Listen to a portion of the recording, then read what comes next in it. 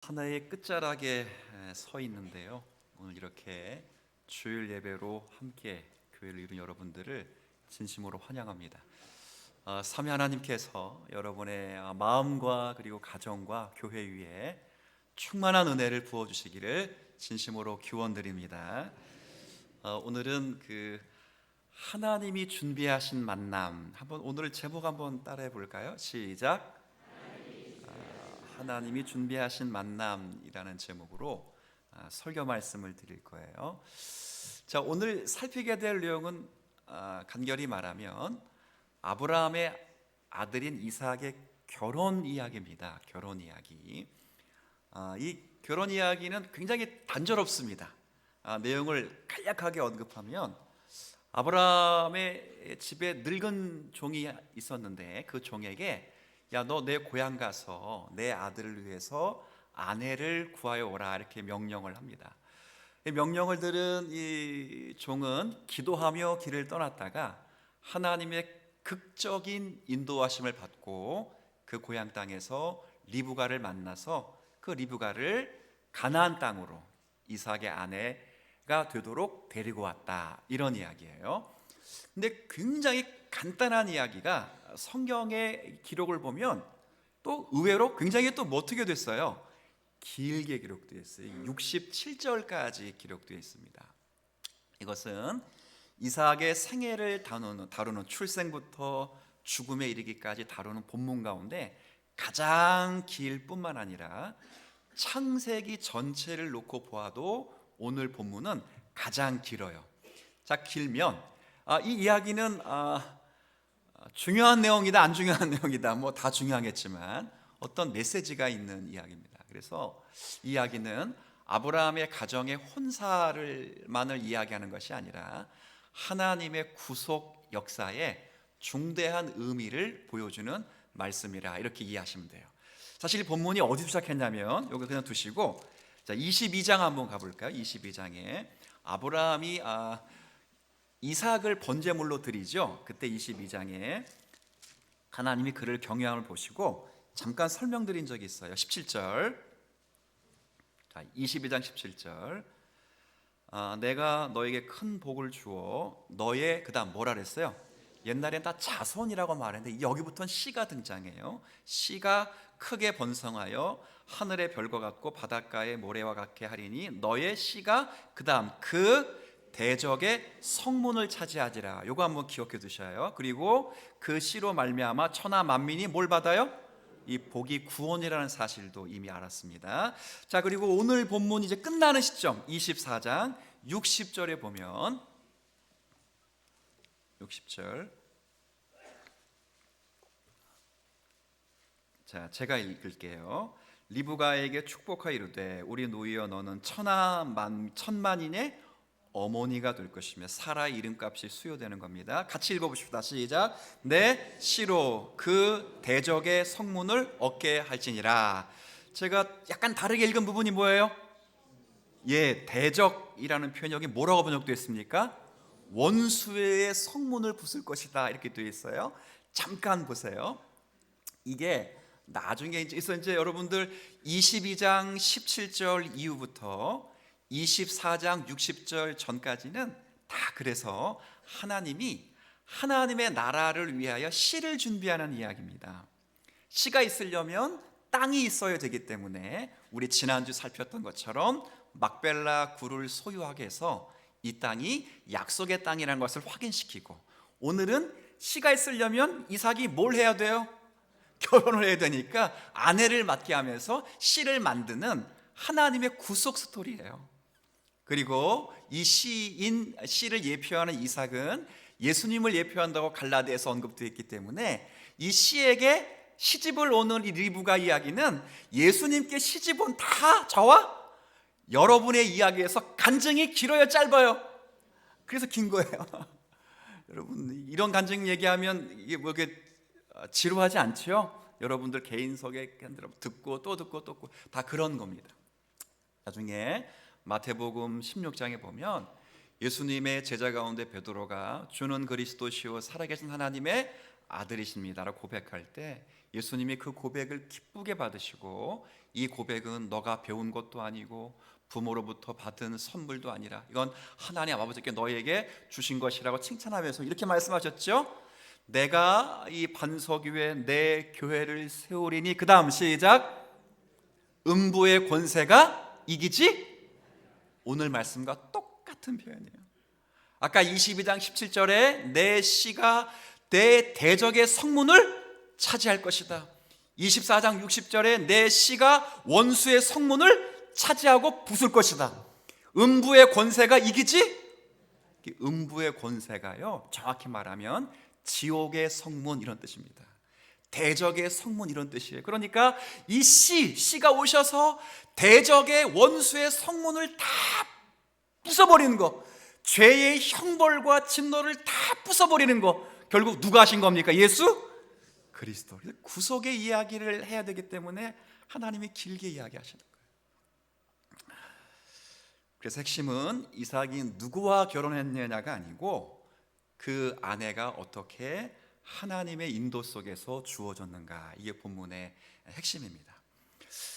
그런 과정을 통해서 두 가지 정도를 함께 나누려고 하는, 하나는 기독교인의 결혼 원리와 두 번째는 이 구속 역사를 섭리하시는 하나님의 신실하심을 함께 본문을 통해서 좀 조명해 보려고 합니다. 자, 먼저는 결혼 이야기를 좀 먼저 드려야 될 것 같아요. 아브라함은 2절에 보니까 자기 집안에 있는 늙은 종에게 부탁을 하나 합니다. 아마 이 종이 엘리에셀이올 것이다 라고 우리가 추론을 하고 있는데, 이 종에게 이례적인 맹약을 한 다음에 한 가지 부탁을 하는 거예요. 내 아들 이삭을 위해서 너는 아내를 구해오라, 이렇게 부탁을 하나 합니다. 근데 이 부탁을 하면서 반드시 두 가지 기준을 이야기합니다. 반드시 분명히 지켜야 될 기준. 자, 오늘은 좀 성경 하나 볼 거예요. 성경을 좀 볼 텐데, 첫 번째는 3절 중간을 한번 보세요. 자, 3절 중간부터.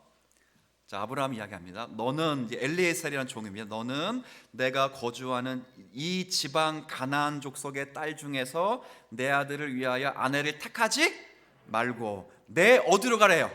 고향. 중요한 건 그 다음 내 어디로? 족속에게로 가서 내 아들 이삭을 위하여 아내를 택하다. 자, 첫 번째 명령은 뭡니까? 이 가나안 땅이 아니라 내 어디로? 한 가지 더 나가면, 잠깐 보세요. 족속이에요. 이 족속이 아브라함의 가족인데 무슨 말을 하는 거냐면, 이 사람들은 하나님을 경험한 사람, 못 경험한 사람, 경험한 사람입니다.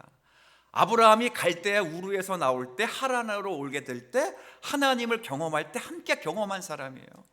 이분들의 신앙이 완벽하진 않지만 여호와 하나님을 알고 있는 셈의 후손들이고, 언약의 씨앗을, 즉 언약의 약속의 말씀을 알고 있는 믿음의 가문이에요. 그래서 아브라함이 말한 핵심은 딱 하나예요. 지금 가나안 땅에서 하나님을 전혀 모르는 그 여성을 내 아들의 아내로 삼지 말고 하나님을 알고 있는 믿음의 공동체, 믿음의 혈통 가운데서 내 아들의 아내를 삼아라, 이렇게 말하는 거예요. 이해되셨죠? 근데 재미있는 건 여기서 가나안 땅에서 이 하란까지 가는 거리가 얼마나 될까요? 당연히 모르실 수 있지만 키로수가 840km입니다. 물론 언제든지 여러분들은 이게 별거 아니처럼 생각하지만 사실 이걸 버스 타고 간 것도 아니잖아요. 840km 되면 뭐 타고 가야 됩니까? 비행기 타고 가야 되죠. 근데 뭐 갖고 가는 거예요, 이분들? 그냥 걸어가는 겁니다. 게다가 낙타 10마리를 데리고 사막을 지나가는 거예요. 성도 여러분, 이게 무슨 이야기냐면, 오늘식으로 말하면 신앙의 배우자를 얻는 일이라면 태평양을 건너서라도 건너가야 된다, 그런 이야기를 하는 거예요. 이게 첫 번째 부탁입니다. 자, 두 번째 부탁은, 좋습니다, 하나님을 아는 신앙이 있을지라도 그 여자가, 자 한번 볼까요? 5절 6절.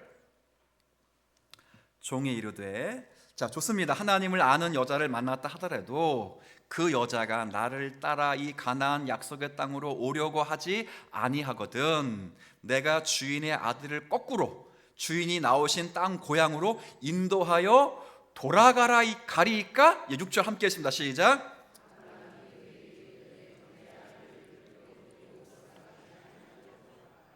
네, 돌아가지? 이건 뭐예요? 이거는 신앙이 있다 치더라도 하나님이 주신 사명을 다 설명했을 거 아니에요. 약속의 씨를 구하고 있다, 씨의 와. 그 설명을 할 때 그것이 나의 사명이 아니라 이렇게 말하는 사람은 데려올 수 없다는 거예요. 하나님은 분명히 알고 있어요. 하나님은 하나님의 나라를 세우기를 원하시는데 그 나라를 세우시기 위하여 나를 부르시고 사라를 부르셨던 것처럼 이삭을 부르신 것처럼 이삭의 누구도 부르신다? 아내도 반드시 하나님이 부르실 것이다 라는 것은 딱 믿으면서 결혼관이 굉장히 단순하지만 분명해요. 첫째, 하나님을 섬기는 사람. 두 번째는 사명을 함께 짊어지는 사람. 이거예요. 조금 우리가 살아가는 삶의 자리와 조금 불편하시겠지만 사실 성경이 말하는 결혼의 원리는, 큰 원리는 바로 이겁니다. 결혼은요, 외로움을 해결하기 위해서 하는 거 아닙니다. 그리고 인간이 좀 편해 보려고 하는 거 아닙니다. 혹시 이런 생각하시는 분이 계시면 생각 자체를 접어야 됩니다. 이 사람 만나면 행복하겠구나. 그래서 결혼해서도 안 됩니다. 그리고 이 사람 만나면 내 신분이 조금 펴지겠구나. 이렇게 해서 절대 결혼하면 안 됩니다. 왜? 그놈이 다? 여러분, 죄송합니다. 우스갯소리 하려고 하는 건 아닌데 살아보니 다 그렇다고 여러분들이 이야기를 해주셔서 알고 있을 뿐이에요. 제가 뭐 어디 살았겠어요. 여러분, 우리가 살아가면서 신앙은요 철저히 개인적입니다. 여러분 믿었다고 자녀가 구원받는 거 아니에요. 신앙은 철저하게 개인적이에요. 그러나 개인적일지라도 개인주의적은 아니에요. 홀로 신앙생활을 하기가 어려워요. 그래서 하나님이 독처하는 아브라함이 좋지 못하다, 계속 보기에 심히 좋았더라 말씀하신 하나님이 딱 한 번 좋지 못했더라 말씀하시면서 아내를 묶어 주셨어요. 그러면서 서로 도우면서 하나님의 나라의 언약의 최초의 기초가 되는, 그리고 최초의 작은 교회가 되는, 교회는 두세 사람이 함께 있어야 되잖아요. 그럼 둘이 있는 가장 작은 단위가 뭐예요? 부부입니다. 부부가 교회가 되는 거예요. 그래서 그 부부로 묶여서 하나님의 나라를 이루어야 되기 때문에 반드시 첫 번째 하나님을 모하는 사람, 두 번째는 같이 그 사명을 반드시 그렇게 결혼을 해라는 거예요. 그래서 이제 여러분들은 선택을 이미 하셨기 때문에 기회는 없습니다. 너무 이렇게 후회하시거나 그러지 마시고요. 그런데 만약에 이런 분이 계시다면 잠깐 여러분들이 멈추셔야 됩니다. 완벽한 배우자를 찾겠다, 이런 생각하시면 안 됩니다. 이 세상에 완벽한 배우자는 없습니다. 만약에 있다 치더라도 그 사람은 완벽하기 때문에 결혼할 생각을 안 합니다. 하더라도 미쳤어요? 여러분과 하게? 완벽한데? 절대 그런 사람 없습니다. 또 하나는 결혼하신 분들에게 말합니다. 칼빈이 이것도 가늠이라고 했습니다. 뭐냐면, 그때 내가 그 사람하고 결혼했다면 지금의 황편은 어땠을까? 예언해 드립니다. 똑같습니다.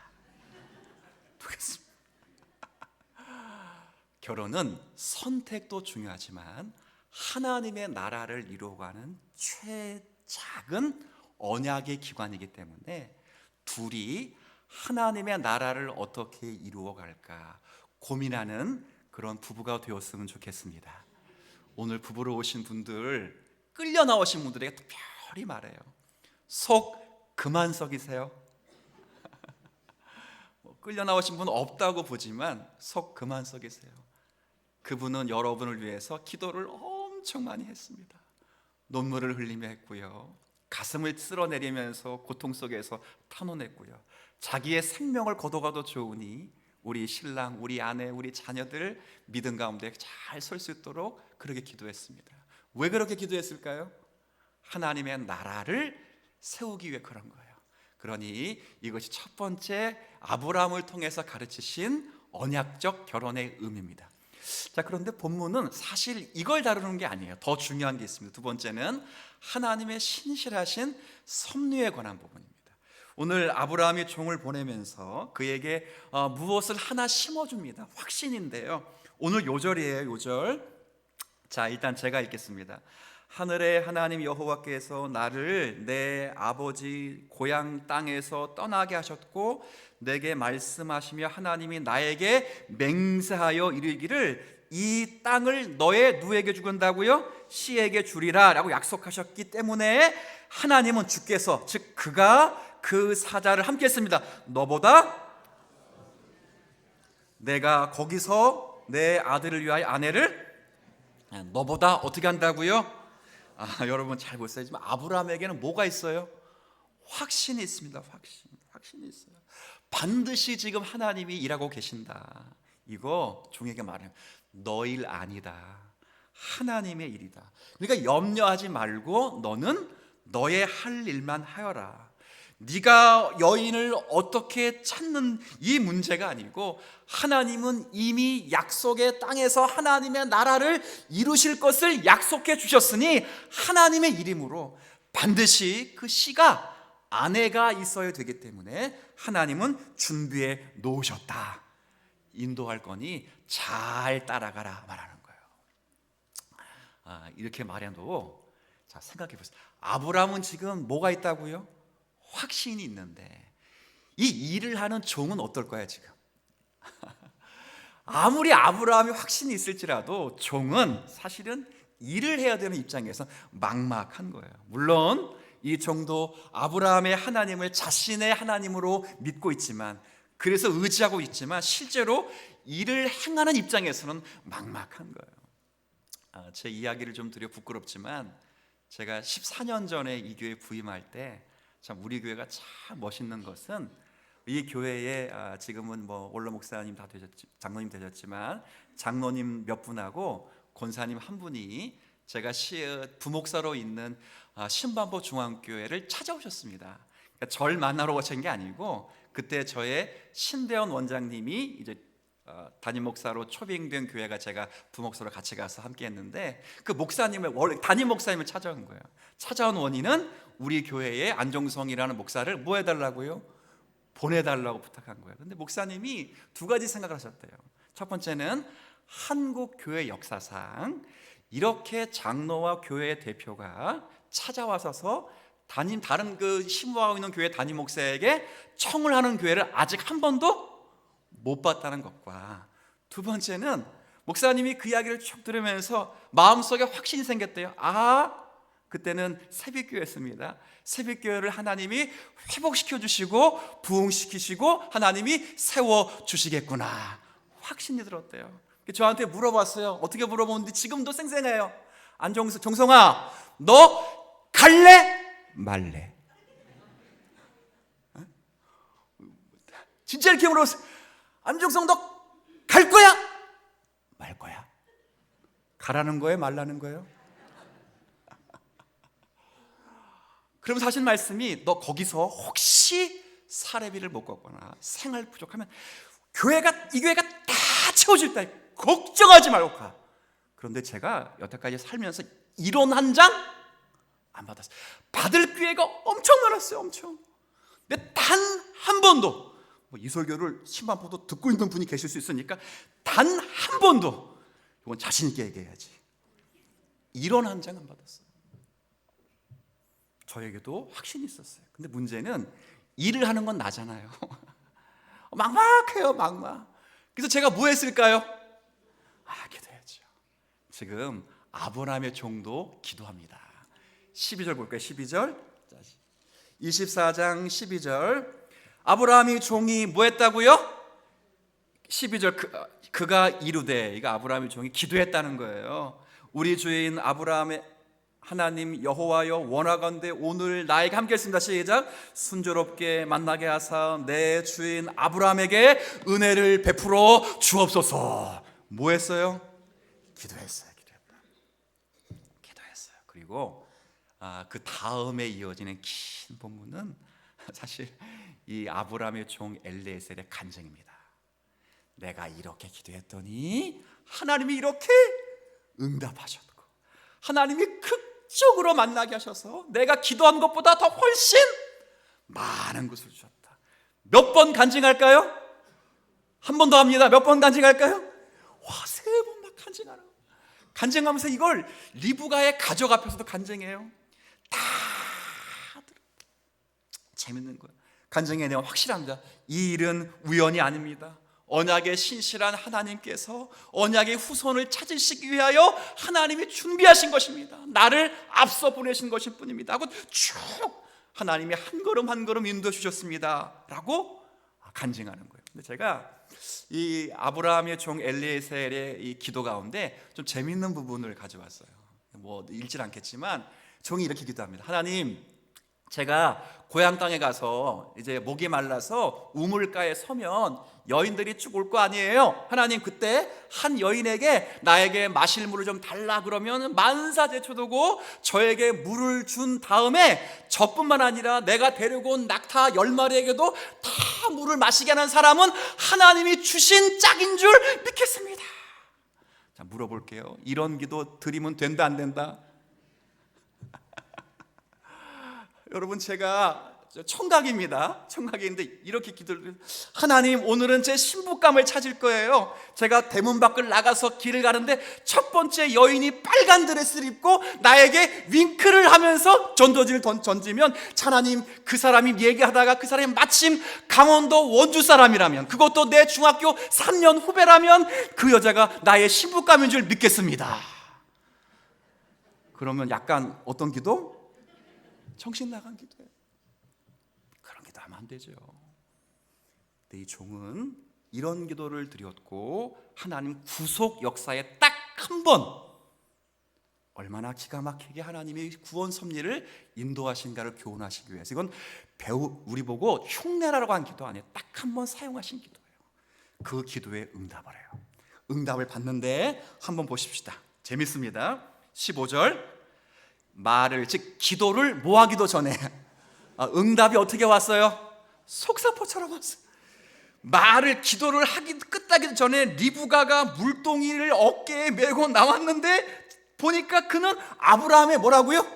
동생. 그리고 17절까지는 족보 이야기하는 거 쭉 맞아, 딱 맞아. 신앙도 있어. 그리고 18절에 기도한 대로 응답이 됩니다. 18절부터 20절까지 제가 읽을게요. 그가 이르되, 이건 이제 리브가거든요. 리브가가 종에게 말하는 거예요. 내 주인님 마시세요 하며 급히 그 물동이를 손에 내려 뭐 했다고요? 마시게. 집에 가다가 내렸어요. 마시게 했어요. 집에 가야 되는데 마시게 하기를 다하고 이르되 당신의 낙타를 위해서도 물을 길어 그것들을 어떻게 먹게 한다고요? 이거 중요한 거야. 배불리 먹게 한다는 거예요. 그리고 다시 20절에 급히 물동이에 물을 구유에 붓고 다시 기르려고 우물로 달려가서, 함께 했습니다.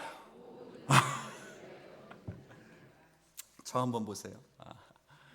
자, 첫 번째는 신앙의 가정을 구했다면, 기도했다면, 두 번째는 낙타에게도 다 물을 마실 수 있는 사람, 아마 성품을 위해 기도한 것 같아요. 하나님, 이러이러한 성품이면 좋겠어요. 근데 응답의 역사가 이루어졌습니다. 종에게만 물을 준 게 아니라 모에게도 줬다고요? 여러분, 그 낙타가 물을 얼마나 마실까요? 아까 19절에 얼마만큼 먹였대요? 제가 설교 준비하다가 글을 하나 찾았는데 2010년에 호주에서 대가뭄이 일어나대. 대가뭄. 그래서 낙타, 야생 낙타 1만 마리를 살처분 했습니다. 어쩔 수 없이 눈물을 머금고. 살처분한 이유는 간단해요. 얘네들이 물을 하도 많이 마셔서. 그리고 수키로 밖에 있는 물 근원을 정확히 찾아가지고 탑쪽쪽 다 빨아먹는데요. 그게 얼마나 마시냐니까, 한 낙타가 보통 200리터를 마신대요. 여기선 조금 놀라는군요. 몇 마리였다고요? 그럼 몇천 리터입니까? 2톤입니다. 가느다란 여인이 하나 들고 있는 게 물동이 20리터밖에 안 됩니다. 그거를 몇 번 날라야 되는 겁니까? 100번을 날라야 됩니다. 100번을. 그 정도 하면 화난다 안 난다? 당연히 나죠. 당연히 나죠. 당연히 나죠. 그런데 그걸 꿋꿋이 참고 저 목마른 나그네뿐만 아니라 목마른 미물 같은 저 짐승에게도 따뜻한 마음을 가질 수 있는 성품의 여인. 게다가 100번 정도 옮겼으면 목까지 튼튼한 사람이에요. 딱인 거야, 딱. 그래서 이 모든 것을 보고 너무 놀래가지고 이제 간증 가운데 몇 구절만 읽어드릴게요. 27절. 27절 여러분 한번 같이 읽으실 때 인도라는 단어에 조금 강세를 두고 읽으시면 돼요. 27절 읽습니다. 시작. 이르되 찬송하나이다. 나의 주인에게 주의 사랑과 성실을 그치지 아니하였으므로 여호와께서 길에서 나를 인도하사 내 주인의 동생 집에 이르게 하셨나이다. 아멘. 나를 인도했어요. 또 한 구절 읽어볼까요? 48절 똑같은 표현입니다. 자, 시작. 내 주인 아브라함의 하나님 여호와께서 나를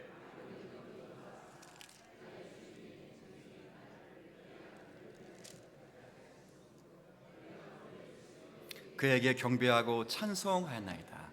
하나님이 날 뭐 했다고요? 근데 인도인데 앞에는 길하고 뒤에는 수식어가 있어요. 어떤 길? 바른 길. 이 간증을 하면서 하나님의 은혜를 점점 더 찬양하게 되는 일들이 있어요. 왜 이렇게 생각한 겁니까? 이 종이 제시한 방법, 낙타 먹이는 방법, 이런 것들이요, 인간의 지혜와 그 당시 관습은 있을 수 없어요.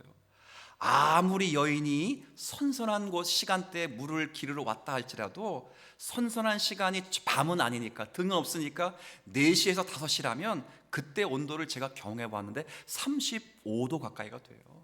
35도 가까이 된 그 더운 날씨에 10마리의 물을 배불리, 10마리의 낙타의 물을 배불리 먹였다는 것은, 이건 인간으로서 도저히 할 수 없는 그 일을 하고 있을 때, 이거는 인간의 관찰과 인간의 계획과는 관계없이 하나님이 그녀에게도 마음을 주셔서 약속의 씨의 아내가 되도록 그의 마음을 인도하시는 하나님의 섭리로 받아들인 거예요. 그래서 50절에 뭐라고 말합니까? 50절에 이건 이제 리브가의 부모 아버지와 오빠의 고백입니다. 50절 같이 읽습니다. 시작. 라반과 부두엘이 대답하여 이르되 우리는 14년 전에 목사님이 저에게 갈까? 갈래? 똑같은 거예요. 가부를 말할 수 없도다. 하나님이 인도하셨다는 거예요. 여러분 이제 잠깐 저를 주목하세요. 말씀의 핵심은 다른 게 아니라 이 긴 스토리의 이 간증의 실제 주인공은 누구시라? 하나님이십니다. 엘리에셀도 아니고 리브가도 아니고 아브라함도 아니고 이삭도 아닙니다. 무대 앞에 아닌 무대 뒤에서 언약의 신실하신 하나님께서 약속의 씨를 찾는 하나님의 준비하신 작업입니다. 제가 이 내용을 설교 준비하면서 이제 이런 생각을 했어요. 감독은 누구세요? 하나님. 제작도 누구세요? 그럼 연출은 누구세요? 근데 물어볼게요. 이런 분들은 스크린에 등장한다 안 한다? 안 하죠. 안 하죠. 나오는 사람은 누구만 나와요? 배우만 나옵니다. 배우를 통해서 모든 게 연기되지만 그 뒤에서 전체를 주관하시는 분이 계시는데 그분이 하나님이세요. 어떻게 주관하시는가? 아브라함의 언약의 확신, 아브라함의 종의 엘리야사의 기도와 순종, 그리고 리브가의 확신과 결단, 그리고 리브가의 가족들의 확정, 다 그들의 성실하심과 그들의 모두의 인내와 그들의 책임과 그들의 기도와 순종과 열심 뒤에 하나님은 일하시는 하나님이세요. 그러니 하나님은 신실하십니다. 고백만 할 게 아닙니다. 절대 아닙니다. 하나님은 그런 배우를 쓰지 않으십니다. 하나님이 감독하시고 제작하시고 연출하시고 심지어는 배급, 보급까지 다 하시지만, 그러나 하나님이 배우를 쓰실 때는 그 배우에게 자원하는 마음을 주셔서 우리의 순종과 책임을 근거로 하나님의 약속의 신실하심이 펼쳐져 가는 거예요. 이 말씀을 이제 우리에게로 좀 가져와 볼게요. 자, 하나님의 섭리는 보통 이건 한번 따라해 보면 좋겠어요. 무대 뒤에서, 다시 시작. 무대 뒤에서 하나님은 역사하신다. 나의 선택, 그죠? 내가 이 사람을 선택하고 이 직업을 선택하고 나의 결단, 이게 전부가 아니에요. 그러니까 선택 잘못했다고 후회할 필요가 없습니다. 하나님은 악도 선하게 사용할 줄 믿습니다. 그러니까 이거 선택해 놓고 막 후회하거나 하나님 잘못했습니다, 뭐 골라도 어떻게 이런 놈을 골랐는지 모르겠습니다, 그럴 필요 없습니다. 다시 선택할 수 없잖아요. 그러면 하나님이 이걸 통해서도 내 안에 하나님의 나라를 만들어 주실 줄 믿습니다. 가서 기도하는 거예요. 믿습니다만 고백하지 말고 거기에 우리의 성실함과 인내함과 기도함과 열심과 정직과 책임이 필요해요. 바꿔 말하면 배우가 필요하다고요. 그런 배우를 통해 하나님이 역사해 주시는 거예요. 왜냐하면 하나님은 언약에 신실하신 백성을 결코 홀로 두지 않으시기 때문입니다. 아브라함이 그랬고요, 아브라함의 늙은 종이 그랬고요, 오늘 우리도 동일한 거예요. 그렇게 우리도 하나님을 신뢰한다면 그 뜻을 행하고 하나님이 원하시고 선하시고 하나님이 기뻐하신 뜻이 무엇인지를 찾고 선택하고 행동하고 그분의 목적에 맞게 살아갈 수 있도록 몸부림치는 행동이 필요해요. 놀라운 건 그걸 하나님이 다 마음속에 정해주세요. 여러분, 이제 이 구속의 드라마를 이제 마무리를 해야 되는데, 자, 아까 숨이 쌍관했어요. 22장 쭉 이야기하고 26장 마지막에 내 원수의 성문을 부숴버릴 것이야. 누가? 너의 씨가 예수 그리스도를 얘기해요. 그래서 67절 마지막에 맨 마지막 단어를 쭉 하세요. 67절 마지막에 이삭이 그의 어머니를 장례한 후에 함께 했습니다. 시작. 마지막 단어는 뭘로 끝나요? 위로를 끝나요. 이건 예수 그리스도를 상징하는 어떤 이야기이기도 하지만 사실은 이삭이 아내를 맞는 거잖아요.